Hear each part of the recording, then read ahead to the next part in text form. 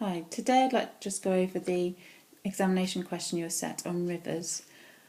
The first question asks you to look at figure 1 in the resource booklet, and this is figure 1 that you were given of the River Esk at Whitby, and we can see the river meander down, bend down towards its estuary, towards its mouth at Whitby. Okay, this is also reflected on the OS map where we can see Whitby here and the river coming down, the River Esk coming down here. The first question asks you to look at the A road that travels across the River Esk in the photograph. So if we look at the photograph, we can see that the river comes down to here, and we can see the railway line leaves the river here. Okay, so if we look for that point, there was 2 bridging points. If we look for that on the map, we can see that there's 1 bridging point, 2, and then the river starts to meander, and the railway leaves the river there, exactly like in the photo. So we can see we're looking at this bit here. Now to find the A road, we look over to the symbols, particularly if you're not familiar with symbols on a map and it asks you perhaps to find a marshy area or a viewpoint that you can see just here. Okay, if it asks you about A roads, the A roads on the map are these green roads and pink roads, so we need to find out which one crosses the river in our area in figure 1. So we know that figure 1 is in this area somewhere, so we look for a pink or green road that crosses that river. We can see there's a green road across here that crosses the river at this point. We can then follow that road and we can see it's the A171. So the correct answer is A171. The next question asks you to regard 6-figure grid references. Some of you aren't so familiar, so let's just have a look at how we do them. You'll notice there are lines across the top and bottom, and there are lines down the side. These lines along the top, they show us the lines going up and down the map. These lines on the side show us the lines going across. Now we always take the line on the left first and then the line along the bottom. So if we were to take this grid here with Whitby in it, then we use 90, come across the one on the bottom, 11. Then we have 4-figure grid reference, 9011. To get a 6-figure grid reference then, we need to regard this point here. This is the crossing point, obviously, of the river. So we take the line on the left, and that line is 89. We would then move across to 90. We'd divide this into imaginary tenths. We can see this is about halfway, so this would be 895. As we move across the bridging point, we can see it's quite close to 90. So I'd put it at 899. This is the line along the bottom. If we go across, it's 10. It's quite close to 10, so 2. I'd put it at 102. So the full 6-figure grid reference would be 899102. Part 3 asks you to circle the correct answer. We're looking at this area of river here. Okay.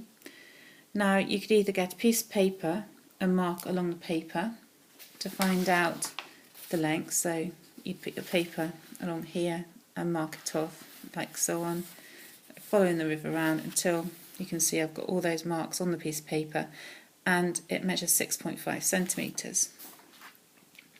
So on the map that's 6.5 centimetres from where we need to start to mouth the river. And if you look along the bottom, you'll see there's a scale. We can see the scale is 1 centimetre on the map equals 50,000 centimetres in real life. We can also see here there are 2 centimetres to 1 kilometre. If we look at 6.5 centimetres, we go 1, 2, 3, 4, 5, 6. It's going to be 3 kilometres. Plus a half a centimetre is going to be 0.25. Okay, so we'd ring 3.25 kilometres on your question paper. The next question asks you, B, to describe the River Esk and its valley shown in figure 1. So if we look at figure 1, we can see that it's quite flat. So for 1 mark, we'd say the river valley is flat. We can see it meanders. We can see there is a mouth here. We can also see that there is a point bar and a river cliff. You could say that there is an urban area towards here, so it's got an urban area. It also has farmland, arable land and forestry.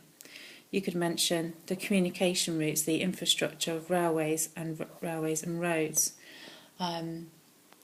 There, you could say it's gently sloping, the slopes, and it's the lower course of the river. Anything like that, 4 points for 4 marks. C then asks you, suggest 2 ways in which the upper course of the River Esk will be different from that shown in the OS map. We know that this is the lower course. We know this, again, as I said before, because we've got the mouth. The upper course then is a little bit different. The river itself is steeper. It is narrower. It is straighter as well. There are fewer, maybe smaller meanders. It's shallow or shallower. The valley sides are steeper. You might see interlocking spurs and it shows a V-shape, distinct V-shape. You might find landforms such as waterfalls or rapids, gorges. The river valley will be smaller. The river itself may appear to be faster flowing. There's more vertical erosion than lateral erosion, like we see lots more lateral erosion here. And the bed load of the river is much bigger. You'll see bigger rocks, maybe even boulders on the upper course, which you wouldn't see in the lower course. So you need to mention 2 of those points, and then to go further from that to how it be different. So you'd see there are V-shaped valleys, and that the river channel itself would be steeper. So 2 points, 2 marks. Okay. D says there is a river meander 838064. So if we look onto our map and we find the correct grid reference, we go to 0, 3 at the bottom here, and 8 takes us towards 8, 4, so it's 8 along this line somewhere here, and then it goes to 0, 6, 4. 0, 6 is here, so we need to go just up 4. So if we do 838, 0, 6, 4, this meander here, near to Dorsley Bank Wood. It says you may draw a label diagram as part of your answer. You need to explain how this river landform has been formed. So what I suggest you do is to draw a cross-section. This cross-section shows the shallow inside slope and then the deeper, steeper outside of the bend. The flow of the river is fastest on the outside of the bend because there's less friction. There is more friction towards the inside of the bend because it's shallower, and so you've got slower current. So there's less erosion and more erosion. So what I've written is, as a river reaches the middle to lower course, there is more lateral erosion than vertical erosion. Therefore, the river begins to meander. The flow of the river avoids more difficult ground and flows round this. It has fastest flow on the outside of the bend, and so there is more erosion. On the inside, there is less erosion, and this creates the meander. You should also, I haven't put in here, but you should mention your processes as well. So we could say, to improve this further, there is more lateral erosion with processes such as hydraulic action, abrasion, and solution or corrosion, whichever you want to call it. Okay, so that's one way of improving this answer. But a good diagram with some good explanation will get you the 4 marks that this question is worth. The last question, sorry, not the last questions, but E on this part of the question asks you to do this. A main geomorphic process of the river is transport. Name and describe 2 ways that a river transports its load. So a river transports its load through siltation, traction, solution and suspension.